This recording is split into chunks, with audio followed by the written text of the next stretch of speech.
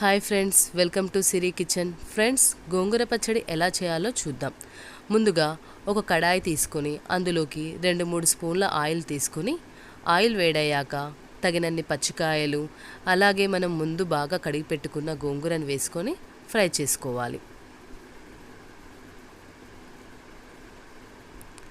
అలాగే ఇందులోకి కొద్దిగా చింతపండు, కొంచెం పసుపు వేసి గోంగూరలోని పచ్చివాసన పోయే వరకు బాగా ఫ్రై చేసుకోవాలి. అవసరమైతే 2-3 స్పూన్ల వాటర్ పోసి ఫ్రై చేయండి. నేను ఇక్కడ కొన్ని వాటర్ పోసి బాగా ఫ్రై చేసుకున్నాను. ఇప్పుడు కడాయిలోకి కొద్దిగా నువ్వులు, అలాగే కొద్దిగా జీలకర్రను వేసి ఫ్రై చేసుకోవాలి. ఈ ఫ్రై చేసిన నువ్వులు, జీలకర్రను మనం పొడి చేసుకోవాలి.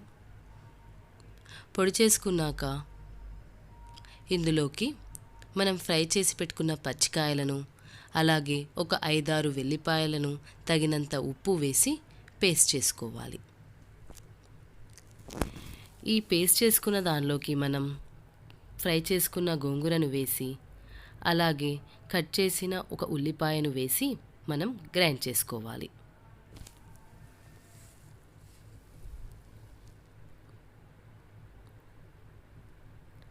ఇప్పుడు మనం పచ్చడిలోకి పోపుని ప్రిపేర్ చేసుకుందాం.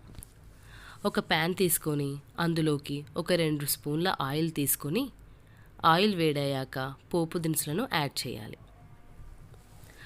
అలాగే కొంచెం కరివేపాకు వేసుకొని బాగా ఫ్రై చేసుకోవాలి. ఇలా ఫ్రై అయ్యాక మనం ఈ పోపుని పచ్చడిలోకి వేసుకొని బాగా కలుపుకోవాలి. ఇప్పుడు ఎంతో టేస్టీగా ఉండే గోంగూర పచ్చడి రెడీ అయిపోయింది.